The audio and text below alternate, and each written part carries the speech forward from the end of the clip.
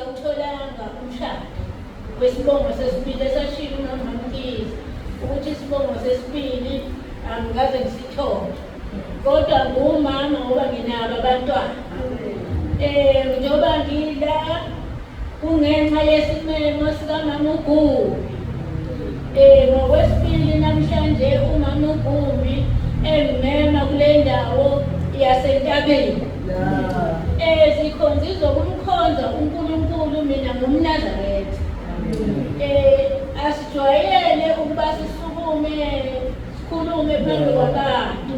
singabantwana abahlale bethobela umthetho wokuthi uyoze uphume enkonzweni yakho ungazange uphefumule uyophefumula ngosuku lwenu eliqoqwa ngathi namhlanje ngoLwesithathu yilona suku ozophefumula ngalo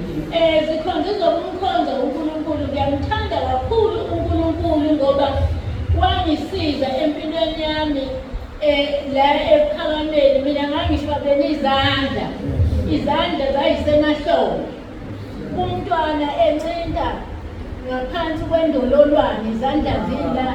indoda igawula lapha ngembazo emuva ukusho ukuthi nje kwakufanele ngihambe emhlabeni ngiyisikade kodwa ngomusa kaNkulunkulu ngumntwana kaNkulunkulu uNkulunkulu ngathi ngifika endaweni yaseThekwini yokuthiwa isePhakameni lapho kwathiwa akahlambuluka ngigcwele iy'nsizi bathandekayo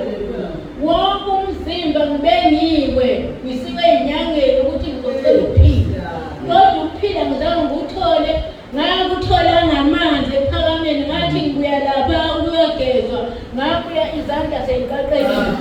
kodwa imbazo lokhu ishilo lokhu igawula ibhubesi ngaphakathi libhoka